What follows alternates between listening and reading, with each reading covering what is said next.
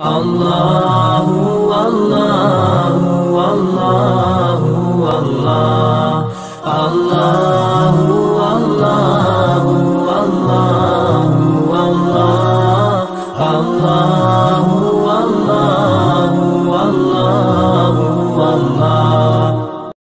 Bismillahirrahmanirrahim. Assalamualaikum warahmatullahi wabarakatuh.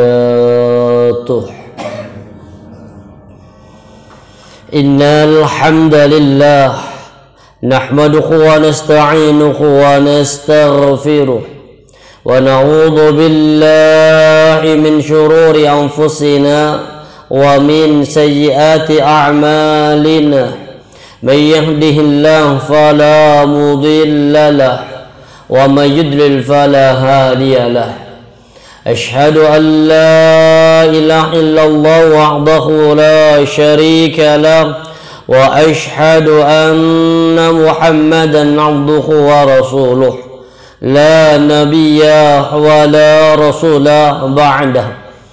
اللهم صل وسلم وبارك وكلم على نبينا محمد وعلى آله وأصحابه ومن تبعهم بإحسان إلى يوم الدين.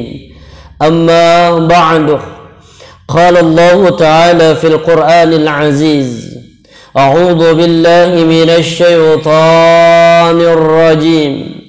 كل نفس ذائقة الموت وإنما توفون أجوركم يوم القيامة فمن زحزح عن النار وأدخل الجنة فقد فاز وما الحياة الدنيا إلا متاع الغرور. وقال رسول الله صلى الله عليه وسلم في حديثه: إن القبر أول منازل من منازل الآخرة فمن نجا فما بعده أيسر منه ومن لم ينجا فما بعده أشد منه. صدق الله العظيم وصدق رسول الكريم ونحن على ذلك من الشاهدين. Alhamdulillah, kita bersyukur pada Allah Subhanahu wa taala. Pada pagi hari ini Allah Subhanahu wa taala masih membimbing kita untuk bisa hadir melangkahkan kakinya menuju masjid dalam rangka melaksanakan salah satu kewajiban kita kepada Allah. Kita melaksanakan salat subuh secara berjamaah.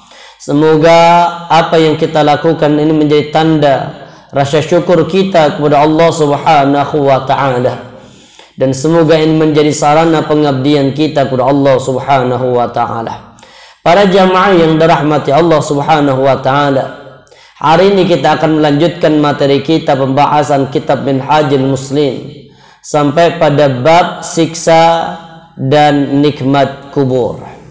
Sebuah nasihat yang sangat indah dari seorang sahabat Ali bin Abi Thalib. Beliau mengatakan, irtahalatid dunya mudbirah wartahalatil akhirati mukbilah wa likulli wahidatin minhuma banun فَكُونُوا مِنْ أَبْنَاءِ الْآخِرَةِ وَلَا تَكُونُوا مِنْ أَبْنَاءِ الدُّنْيَا فَإِنَّ الْيَوْمَ عَمَلٌ وَلَا حِسَابٌ وَغَدًا حِسَابٌ وَلَا عَمَلٌ. Kata beliau, irtahalatid dunya mudbirah. Kita sadar dunia sedikit demi sedikit pergi meninggalkan kita. Wartahalatil akhirah mukbilah. Dan ketika dunia sedikit demi sedikit pergi meninggalkan kita, maka akhirat sedikit demi sedikit pergi untuk menghampiri kita, semakin mendekat dalam kehidupan kita. Dan dijelaskan walikulli wahidatin minhuma banun, dan di antara keduanya dunia sama akhirat itu banun, punya anak-anak, punya pengikut, punya generasi. Ada yang menjadi hamba dunia, ada yang menjadi hamba akhirat. Ada yang mencari orientasi kehidupan dunia, ada orang yang mencari orientasi kehidupan akhirat. dan ada di antara yang kedua-duanya. Kemudian kata sahabat Ali bin Abi Thalib ditekankan, faqulu min abna'il akhirah. Jadilah kalian generasi-generasi akhirat. Apa tanda generasi akhirat? Orang cerdas, kata Rasulullah. Satu ketika datang seorang sahabat Nabi. Ketika itu beliau sedang duduk.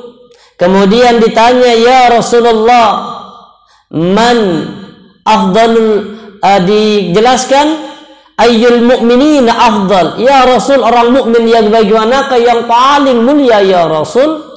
Kata Nabi dengan tegas mengatakan, ahsanuhum khuluqa. Orang mukmin yang paling mulia itu adalah orang yang paling bagus akhlaknya. Dan ditanya lagi, wa ayyul mu'minin akhyas. Dan orang mukmin yang bagaimanakah ya Rasul yang paling cerdas? Kalau pertama tadi mulia, kalau yang kedua cerdas. Siapakah orang mukmin yang paling cerdas? Kata Rasulullah, orang mukmin yang paling cerdas, aqtaruhum lil mauti dzikra. Orang mukmin yang paling cerdas adalah orang yang senantiasa mengingat kematian dan punya persiapan untuk menghadapi kematian itu. Makanya di sini penjelasan faqulu min'il akhirah artinya jadilah kalian generasi-generasi akhirat, orang-orang yang cerdas, al-kayyisu man dana nafsahu wa 'amila lima ba'dal maut. Orang cerdas itu beramal sekarang, tapi orientasi adalah setelah kematian. Kayak bapak, ibu hari ini hadir di majlis ilmi. Ini orientasinya apa? Akhirat. Kalau hanya orientasi dunia, mungkin karena mungkin ada sarapannya, gak usah kajian. Sekarang sudah banyak dibuka warung pagi gratis, Kalau pengen tahu di arah Mogadinoyo itu sebelah kiri setelahnya lampu merah ada warung pagi gratis. Rono ndak usah kajian dapat gratis. Kalau hanya orientasi dunia, tapi kalau orientasi akhirat, perjuangan para jamaah, langkah kaki para jamaah, aktivitas dunia di rumah yang masih menumpuk kita tinggalkan karena kita ingin orientasi langkah kita ini kelak akan menjadi saksi di hadapan Allah. Bahkan kemudian dijelaskan dalam sebuah hadis ini keutamaan orang yang melangkahkan kaki ke majlis ilmi. Inna ahlas samawati wal ard la yastaghfiruna Allah ala man yu'allimina al-khair. Sesungguhnya seluruh penduduk langit dan seluruh penduduk bumi beristighfar, mintakan ampun kepada orang-orang yang senantiasa berada di dalam majlis ilmi.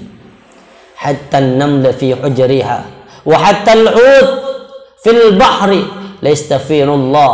Bahkan dijelaskan juga kata Nabi, sampai semut-semut pun yang berada di dalam lubang tanahnya, sampai ikan-ikan yang berada di dalam lautan beristighfarkan kepada para jamaah. Bapak ibu dari rumah melewati berapa lubang semut? Tinggal bayangkan. Yang tidak dilewati itu hanya lautan karena jauh, Malang Selatan adanya. Maka kata beliau, wala takunu min abna'id dunia, dan jangan sekali-kali kalian menjadi generasi apa? Dunia. Fa innal yawma amalun, karena hari ini, kata Nabi, hari ini, kata sahabat Ali, artinya hari ini itu apa? Dunia. Adanya hanya apa? Amalun. Dunia itu hanya kesempatan beramal, wala hisab. Gak ada di dunia itu dihisab. Makanya gak boleh kemudian di antara kita merasa paling benar. Kenapa? Urusan benar tidaknya nanti kapan? Hisabnya nanti hari kiamat. Gak bisa orang kemudian kita hisab apa? Angel, ngerokok. Kita kan kadang begitu. Padahal urusan ini kapan? Urusannya besok. Fa innal yawm, hari ini amalun, adanya amal saja. Wala hisab, tidak ada hisab. Wa ghadan, dan besok, artinya besok itu adalah hari kiamat, adanya hisab wala amal, tidak ada lagi kesempatan untuk beramal. Makanya sebelum salam dalam setiap sholat wajib disunnahkan membaca doa, salah satunya apa? Allahumma hasibni hisaban yasira. Ini disunnahkan, Pak. Dibuka nanti dalam kitab sifat salat Nabi. Dalam sifat salat Nabi dijelaskan ada doa-doa yang dianjurkan dibaca di sebelum salam. Yang mungkin Bapak Ibu hanya membaca satu doa. Apa doanya? Allahumma inni a'udzubika min adzabi jahannam wa min adzabil qabri. Gak berani lebih daripada itu. Padahal banyak doa-doa yang dianjurkan. Kalau saya nggak pernah lepas doa yang Allahumma inni dhalamtu nafsi dzulman katsira fala yaghfiru dzunuba illa anta faghfir li maghfiratan min 'indika warhamni innaka antal ghafurur rahim. Sebuah doa yang sangat indah yang Nabi ajarkan khusus kepada sahabat Abu Bakar As-Siddiq, yang beliau minta dipakai dalam setiap salatnya. Diajarkan doa ini. Bahkan doa-doa yang pendek juga ini. Salah satunya Allahumma hasibni hisaban yasira. Ya Allah, hisablah aku ya Allah. Hisaban yasira, dengan hisab yang mudah. Karena kita nggak akan lepas dari namanya hisab. Cuma ada yang berat, ada yang ringan. Karena kita pasti akan mati, maka Allah hanya minta satu hal.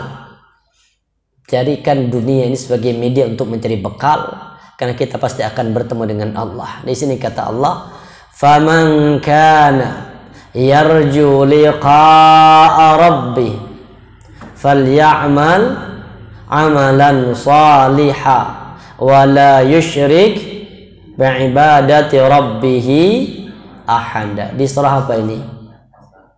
Surah Al-Kahfi ayat terakhir. Kata Allah, "Faman kana yarju liqa'a rabbih." Barang siapa yang berharap bertemu dengan Rabbnya. Karena orang yang cinta itu pasti berharap ingin ketemu dengan yang dicintai.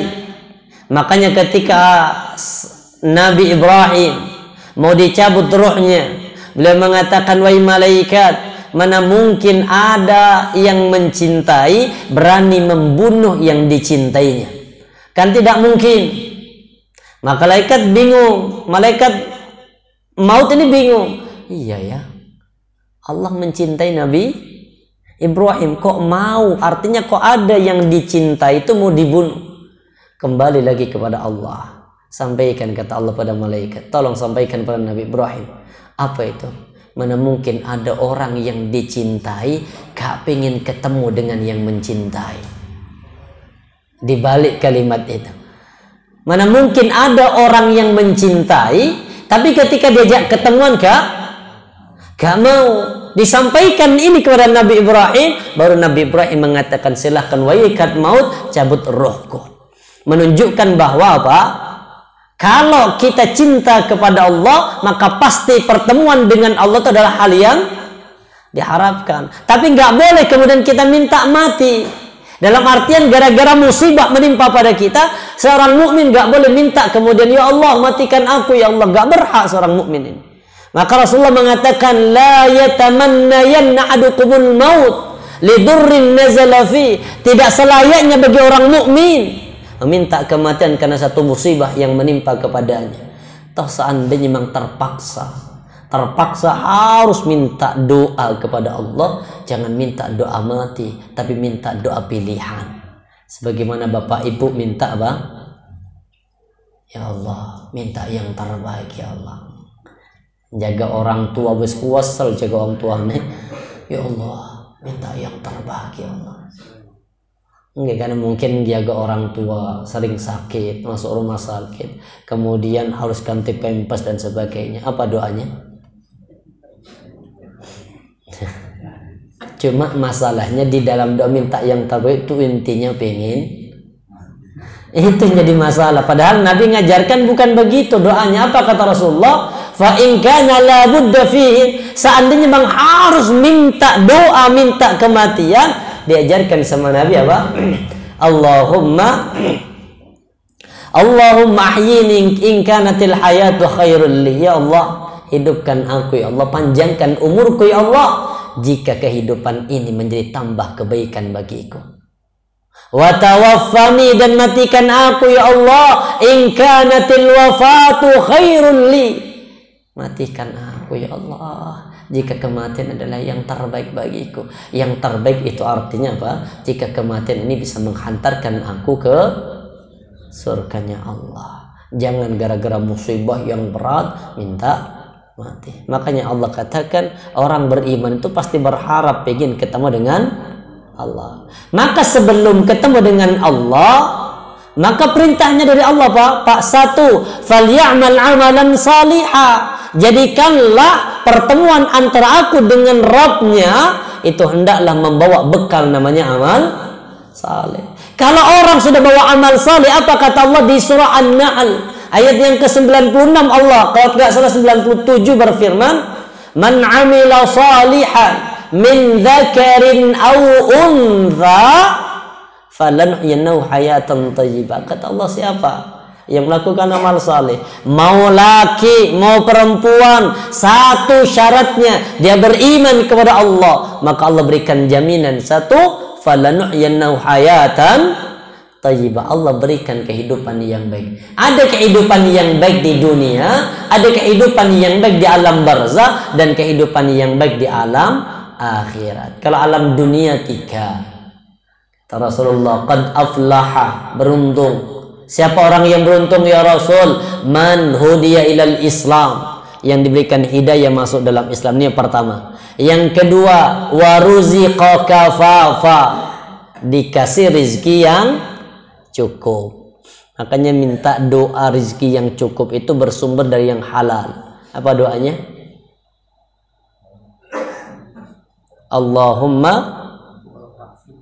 Allahumma akfini bihalalika an haramika. Cekak bingung apa? Bingung rendang ruam.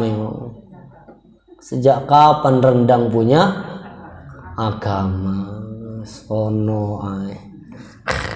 Cukup doanya doa. Allahumma akfini bihalalika, ya Allah, cukupkan aku ya Allah, cukupkan hidupku, cukupkan hidup istriku, anak-anakku bihalalika, dengan makanan yang halal sumber darimu ya Allah, wan haramika, dan jauhkan kami ya Allah dari keharamanmu, wa aghnini bifadlika amman siwak, dan jadikan aku kekayaan ya Allah yang bersumber dari karuniamu, dan apa?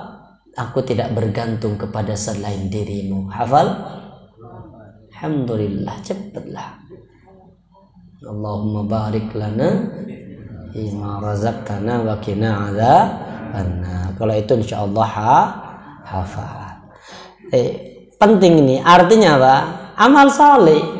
Karena hayatan thayyibah itu bekas amal saleh, dunia dapat, diberikan hidayah, dikasih rezeki yang cukup. Yang ketiga yang paling penting, wa qannahullahu bima ata, Allah berikan sifat qanaah dengan ketentuan Allah yang telah Allah tentukan dalam kehidupannya. Yang kedua syaratnya, kalau ingin ketemu dengan Allah selain punya amal saleh, yang kedua wala yusyrik bi'ibadati rabbi ahada, artinya hendaklah dalam amal saleh itu engkau ikhlas di dalamnya.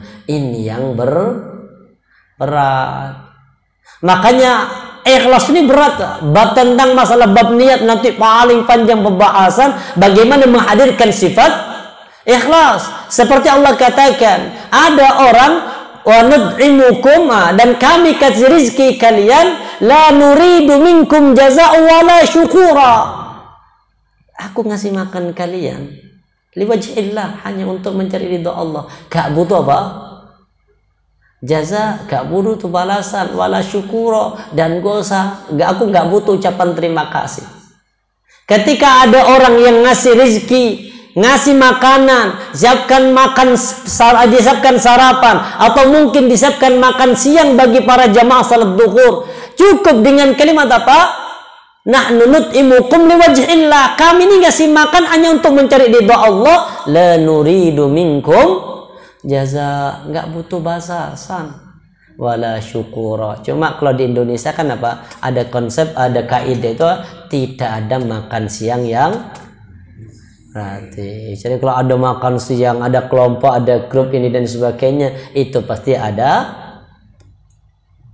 ada maunya. Apalagi elit politik, ngapain?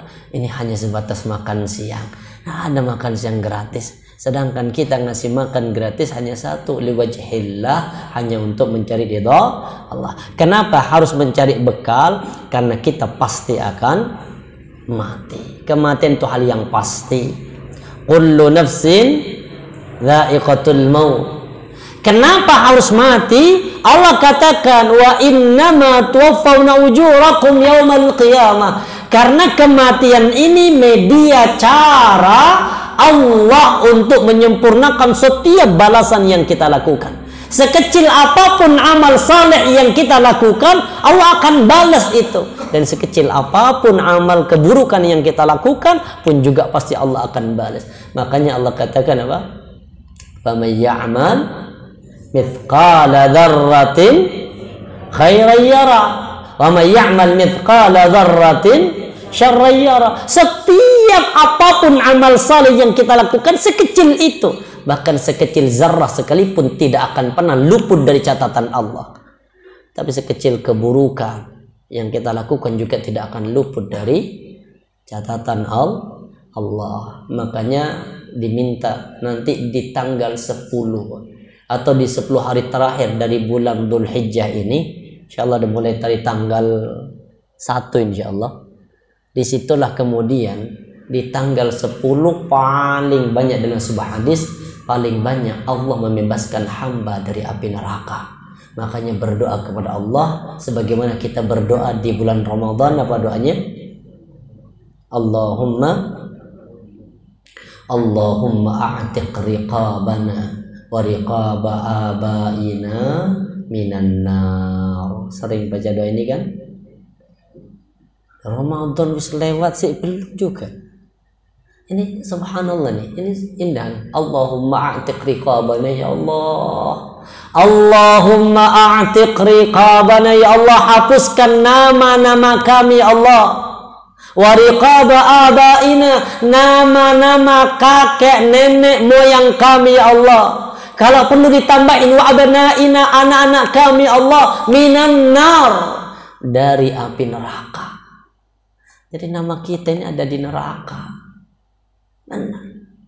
Makanya ketika nanti pembahasan masalah kematian itu, orang kalau bisa menjawab ketika ditanya ma kunta taqulu bi hadzal rajul li Muhammadin alladzi bu'itha fikum, itu pertanyaannya malaikat kepada orang di kubur, apa pendapatmu tentang laki-laki ini namanya Muhammad yang telah diutus di dalam kehidupanmu? Orang mukmin berkata asyhadu annahu abdullah wa rasul, aku bersaksi ini adalah hamba Allah dan Rasulnya. Lihat kalimatnya malaikat sini. Kata malaikat kepada orang di kubur, undur ila maq'adika minan nar. Perhatikan itu tempat kembalimu dari api neraka. Berarti catatan kita ada di neraka.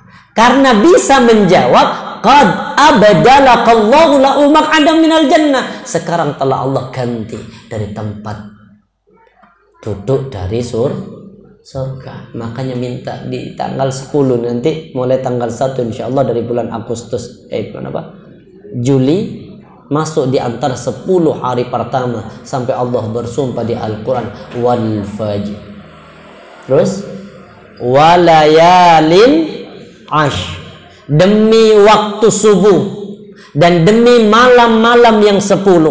Walaupun khilaf di kalangan ulama mana malam-malam yang 10. Apakah 10 hari terakhir di bulan Ramadan atau ke 10 hari pertama di awal bulan Dzulhijjah. Tapi yang lebih penekanannya itu ternyata tafsirannya lebih kuat ketika tanggal 1 sampai tanggal 10 dari bulan Dzulhijjah yang dikenal dengan apa? Ayam al-ashru, hari-hari yang 10. Tidak ada amal saleh kata Nabi yang terbaik, yang pahalanya lebih mulia ketika dilakukan di 10 hari pertama. Sampai para sahabat berkata walal jihad, bagaimana dengan pahala jihad ya Rasul?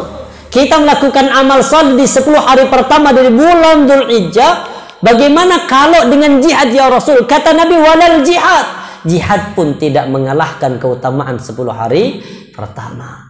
Para jamaah rahmati Allah, maka sekecil apapun yang kita lakukan Allah akan berikan balasan. dan sekecil apapun Allah akan memberikan balasan dari setiap keburukan. Maka minta Allahumma a'tiq riqabana, ya Allah hapuskan nama-nama kami. Kalau ini dikabulkan oleh Allah, maka nanti ini kalau dikabulkan keutamaannya dari doa yang kita lakukan, Allah hapus nama kita dari daftar amal-amal buruk. Maka Allah ganti nama kita dengan daftar amal-amal salih sampai nanti kita mati dalam kondisi yang husnul khatimah.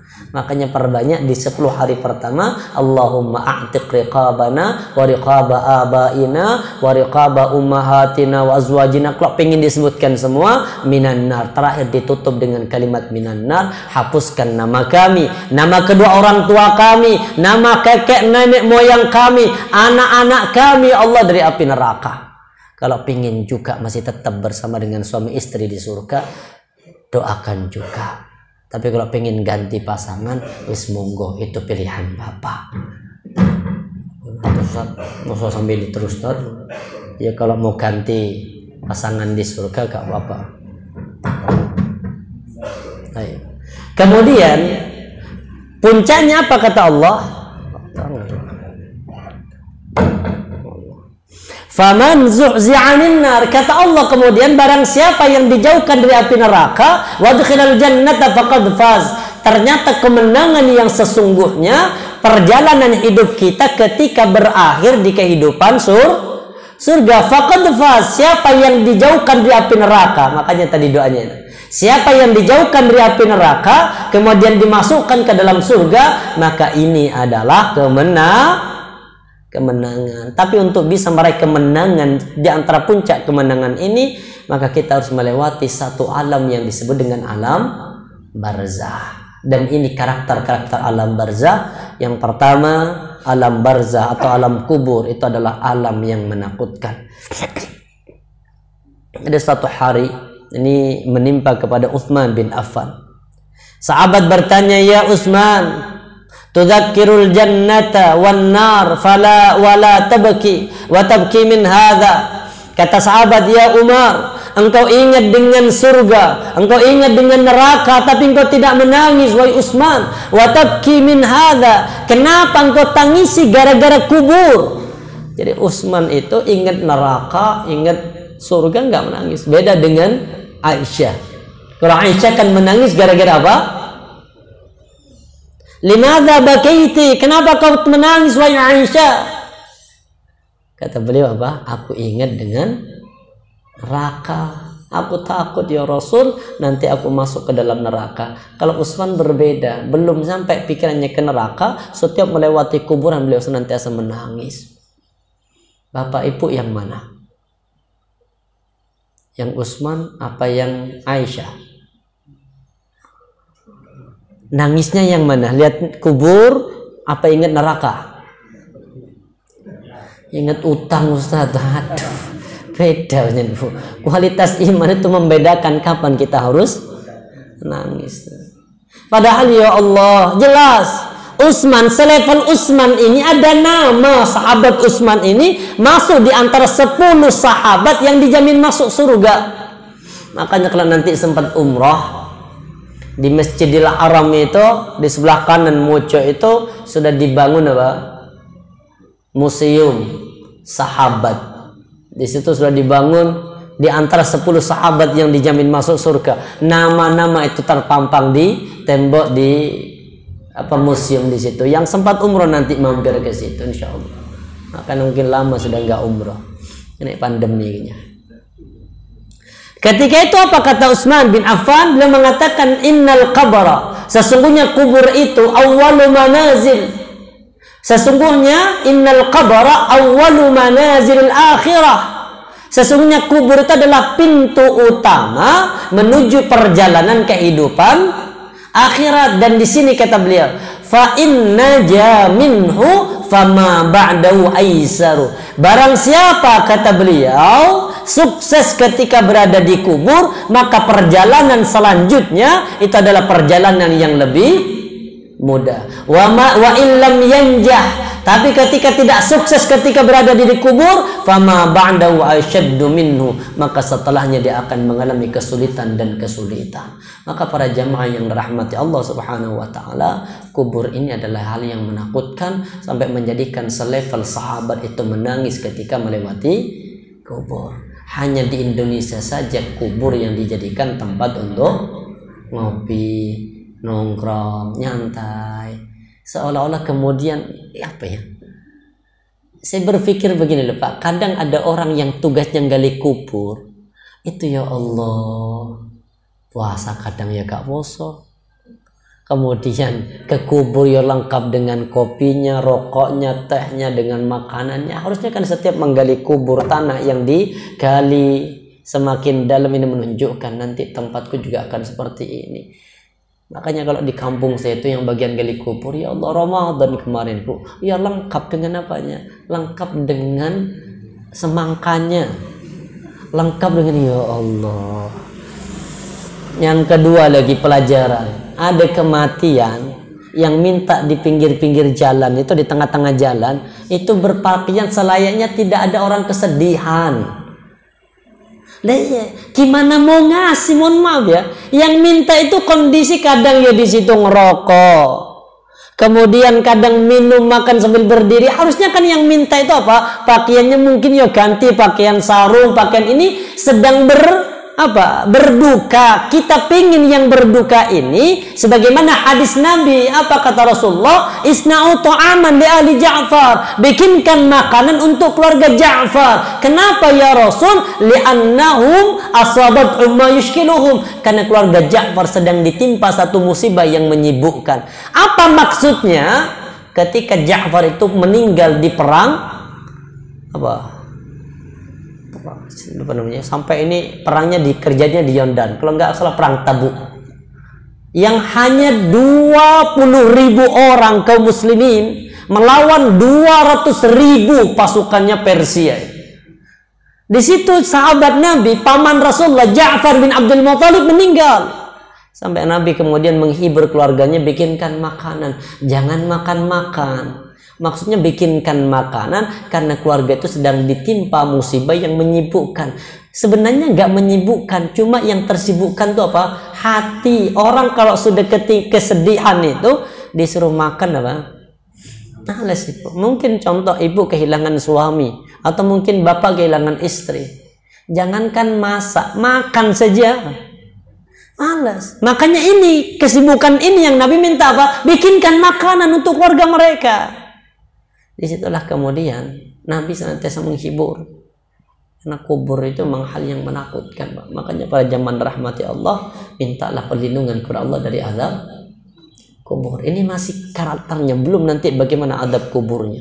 Kemudian kubur itu hal yang gelap, sudah menakutkan, juga di dalam kubur itu gelap. Makanya hiasi kuburan itu dengan apa? Dengan salat. Hiasi kuburanmu, berikan cahaya kuburanmu dengan sedekah, berikan kuburanmu cahaya dengan puasa, dengan tilawatil Quran, dengan banyak amal saleh, baru akan tenang nanti kuburannya, akan terang. Jangan kemudian apa? Allahumma nawwir qabri, ya Allah terangkan kuburanku, didengar sama mertua. Akhirnya kalau meninggal kuburannya dikasih lampu, ini yang banyak. Kalau dikasih lampu luarnya, dalamnya apa? Harusnya lampu itu ya dimasukkan wong kabel, insya Allah itu ditutup, masukkan ke dalam tapi nggak ngaruh karena kita sudah beda alam. Makanya para zaman rahmat Allah, kita ambil satu kisah ini, bagaimana pentingnya keutamaan orang-orang yang membersihkan masjid. Jadi kalau ada punya masjid, ya senang bersih-bersih masjid. Ini kisah, ini hadis sahih ini. Hadis riwayat Al-Bukhari dan Muslim. Kata Rasulullah an Nabi Hurairah anna imra'atan zauda. Saat itu di Masjid Nabawi itu ada seorang perempuan yang berkulit hitam. Kanat tatumul masjid. Perempuan ini sering apa? Nyapu, sering bersihkan masjid, sering menjaga kebersihan masjid. Ini seorang perempuan. Di hadis yang lain ikhtilaf au syaban, atau seorang pemuda. Jadi tidak jelas apakah seorang perempuan atau seorang pemuda, tapi intinya sama-sama membersihkan masjid. Fafaqadaha Rasulullah sallallahu alaihi wasallam. Kemudian fafaqada, Nabi tidak mendapati beberapa hari ini, enggak lihat. Fasa'ala anha, maka Nabi kemudian bertanya tentangnya. Faqalu, para sahabat mengatakan, mata, beliau sudah wafat ya Rasul. Nabi bertanya, afala kuntum adantumuni, kata Nabi, tidakkah kalian, kenapa kalian tidak ngasih tahu kepadaku tentang kematian sahabat atau kematian seorang wanita yang berada di masjid? Kemudian apa? Rasulullah mengatakan, dalluni ala faka'annahum sagharu amraha, seolah-olah para sahabat itu apa, meremehkan apa? Iya, pekerjaannya gitu loh. Bagian nyapu, tutup takmir, kalau takmir meninggal digolek mesti cari. Lho iki hanya bagian nyapu. Ya gak pantas lah kalau Nabi yang nguburin lah, gak kurang pas lah. Kami para sahabat yang meninggal apa namanya, sekretaris RT, kecuali kalau RT-nya baru Pak Lurah turun nyantang. Ini enggak, ini hanya bagian bersih-bersih. Tapi kemudian Nabi tidak memandang itu. Rasulullah tidak memandang status, Nabi tidak memandang pekerjaan, tapi Nabi melihat bagaimana kontribusi beliau dengan Islam, walaupun hanya bagiannya masih. Di hadis yang lain ada seorang, bahkan ini salah satu di antara bentuk sedekah, kalau masuk masjid itu ada ludah, maka tutupi ludah itu dengan tanah. Itu di zaman Nabi, karena di zaman Rasulullah masih apa? Pasir. Di zaman Nabi itu kan ketika sholat sujud langsung pasir, maka wajar kalau habis sholat kemudian apa? Assalamualaikum warahmatullahi, wajar kalau begini. Kenapa? Di sininya ada pasir. Kalau Bapak Ibu Assalamualaikum warahmatullahi, Assalamualaikum warahmatullahi, ini nggak usah apa sih? Sudah nggak ada yang nempel, sudah ada AC lengkap, bahkan karpet setiap seminggu sekali minimal di vakum, disapu. Gak usah Assalamualaikum, Assalamualaikum, selesai. Gak usah nah, cuma karena nggak begini akhirnya pas Assalamualaikum, Assalamualaikum, Astagfirullah, Allah ini sih. Para jamaah rahmati Allah, lihat kata Nabi apa? Dalluni ala qabri, tunjukkan kepadaku di mana kuburnya. Fadalluhu, maka para sahabat mengantarkan beliau, menunjukkan ini kuburnya ya Rasul. Maka Nabi datang ke kuburan seorang wanita ini, fasalla 'alaiha, Nabi salat di atasnya. Artinya begini, Nabi salat itu di samping kubur, mensalatkan si jenazah ini. Makanya salat jenazah itu ada 3 model. Pertama, salat jenazah langsung hadir di depan jenazahnya. Yang kedua, salat ghaib jika yang mati itu jarak jauh tidak bisa hadir. Yang ketiga, salat di atas atau menghadap ke kuburnya jika ketinggalan, tidak sempat salat ketika jenazah masih di luar. Yang pertama, kalau salat jenazah jelas. Yang kedua, salat apa? Ghaib. Salat ghaib ini Nabi melakukan di saat kematian seorang raja di Najasyi. Raja Najasyi itu. Di mana tempatnya? Ethiopia, Habasyah. Karena kaum muslimin ketika masih di Makkah, Rasulullah minta untuk apa? Hijrah, tinggal di Ethiopia. Dan ternyata beliau seorang raja yang masuk Islam, menyembunyikan keislamannya karena semua pengikutnya atau semua rakyatnya masih beragama Nasrani. Maka Nabi ketika mendengar kematian Raja Najasyi, Nabi sudah di Madinah mengumpulkan para sahabat untuk melaksanakan salat ghaib. Kenapa Nabi salat ghaib? Karena meninggal di negara kafir, dikhawatirkan tidak ada yang mensolatkan. Kalau sudah disolatkan, gak usah. Salat ghaib itu kalau contoh bapak kehilangan keluarga jauh, tapi di situ semuanya muslim, lingkungannya muslim, pasti dilayani dengan cara Islam. Hukumnya apa? Fardu kifayah. Kalau sudah di sana ditunaikan, maka yang lain sudah tidak punya kewajiban untuk mensolatkan.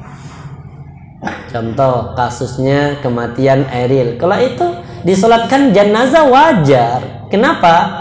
Meninggal di negara kafir. Tapi sampai ketemu dimandikan itu berarti sudah sholat jenazah, bukan gaib lagi. Yang ketiga ini sholat menghadap ke kubur, artinya bukan menghadap ke kubur, tetap sholatnya ke arah kiblat. Jadi kalau ini kubur, ini kepala, ini kaki, di sini kita sholat menghadap ke arah kiblat, tapi di depannya langsung kubur. Bagi siapa? Bagi orang yang takziah tapi ketinggalan. Ini mungkin bapak kan sering kadang takziah sampai sana sudah dikubur. Ketika bapak menghantarkan ke kubur, orang sudah pulang, disitulah silahkan solatkan orang ini. Apa keutamaannya?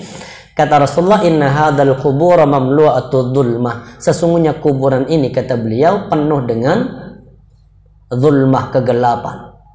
Ala ahliha, terhadap penduduknya atau terhadap penghuni kubur. Wa innallaha azza wa jalla yunawwiruha lahum bi salati alaihim. Kemudian Allah itu memberikan cahaya kepada penduduk kuburnya karena salat dan juga karena doa yang Rasulullah SAW lakukan. Makanya kalau para bapak, para ibu menghantarkan jenazah, salat, kalau sudah dikubur, selesai proses penguburannya, doakan. Salah satunya apa? Allahumma ighfir lahu wa tsabbithu.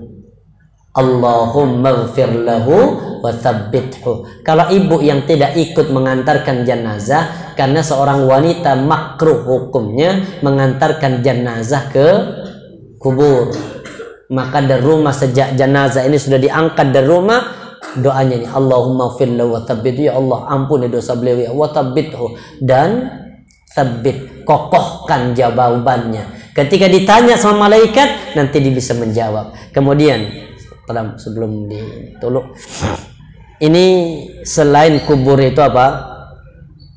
Kubur itu gelap, maka kubur itu menghimpit. Dan ini semua pasti akan dihimpit oleh kubur. Mau dia ahli surga sekalipun pasti dihimpit oleh kubur. Ini apa ya? Tahu kisahnya Sa'ad bin Mu'adz mungkin. Sa'ad bin Mu'adz ini sahabat Nabi yang masuk Islam di kota Madinah atas ajakan sahabat Nabi yang bernama Mus'ab bin Umair. Ini masuk Islam sebelum Rasulullah hijrah. Jadi Mus'ab bin Umair itu diutus ke Makkah sebelum Rasulullah hijrah di tahun yang ke-11. Tahun ke-13 baru hijrah nanti Nabi. Maka beliau masuk 1 tahun sebelum Rasulullah hijrah ke Madinah, beliau sudah masuk Islam, namanya Sa'ad bin Mu'adz. Beliau itu subhanallah Pak, orang yang paling mulia pandangan Rasulullah. Sampai beliau dihormati sama Nabi dengan kalimat apa? Qumu ila sayyidikum, berdiri sambut tuan kalian. Jadi kalau ada orang yang lebih mulia daripada kita posisi duduk, kemudian mau menghormati, silahkan menghormati dengan cara berdiri, itu boleh. Jadi kalau sama-sama berdiri saling menghormati itu boleh. Yang nggak boleh kalau orangnya duduk kita hormati dalam kondisi berdiri, ini nggak boleh.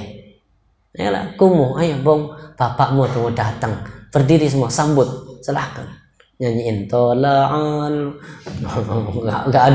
nggak ada hadisnya tola'al badru alaina menyambut Nabi, itu saya nggak ketemu hadisnya. Cuma kalimat ini pernah, kumu ila sajidikum, sambutlah kepada berdiri karena sajid tuan kalian sedang hadir, yaitu Sa'ad bin Mu'adz di peristiwa perang apa? Di peristiwa perang Khandaq. Kita bahas sebentar. Hadzallati ta'arraqu lahul 'arsy. Ini loh laki-laki yang kematiannya menjadikan arsy-nya Allah bergetar. Saking mulianya Sa'ad bin Mu'adz. Wa futihat lahu abwabus sama, dibuka pintu-pintu langit. Wa syahiduhu 70,000 minal malaika. Sudah kematian menjadikan arsy-nya Allah bergetar. Kematian menjadikan langit-langit gak ditutup lagi. Artinya pintu-pintu langit semuanya dibuka untuk menyambut ruhnya ini. Kalau orang beriman meninggal itu masih ditutup. Ketika malaikat sudah membawa ruhnya ke langit, baru ditanya, itu ruh siapa kok harum? Baru dijawab, ruhnya fulan bin fulan bi khairi asma'ikum fid dunya, dengan nama yang terbaik muka bumi. Baru dibukain lah. Tapi kalau ini apa namanya? Sa'ad bin Mu'adz, beliau baru meninggal itu semua pintu langit sudah terbuka. Kenapa? Karena wa syahidahu 70,000 minal malaika. Kematiannya disaksikan oleh 70,000 malaikat. maka jadi dengan syahid. Syahid itu artinya apa? Arti syahid. Syahidah. Syahidah artinya menyaksikan. Artinya kematian kita disaksikan oleh para malaikat, matinya husnul khatimah. Kata Nabi, walaupun sudah menjadikan arasnya Allah bergetar, walaupun menjadikan pintu-pintu langit terbuka, walaupun kematian disaksikan oleh 70.000 malaikat, laqad dumma dhammatan tunggu, kata Nabi, kubur itu apa? Menjepitnya. Tsumma farraja anhu. Setelah itu kemudian himpitan kubur dilepaskan. Artinya tidak ada satupun manusia yang lepas dari himpitan kubur. Ada yang himpitan menjadikan sampai kedua tulang rusuk itu bertemu, patah tulang rusuknya bertemu. Kalau ini orang kafir akan selamanya seperti ini nanti dalam kubur. Tapi bagi orang beriman, himpitan itu setelah itu kemudian dilepaskan. Makanya tsumma farraja anhu, kemudian dibebaskan dari himpitan itu. Maka tidak ada orang yang tidak lepas dari namanya siksa kubur. Bahkan kemudian Nabi ini bertasbih, bertahmid, bertahlil di pemakamannya Sa'ad bin Mu'adz. Hadis ini yang dijadikan dasar oleh orang yang tahlilan. Ini hadisnya.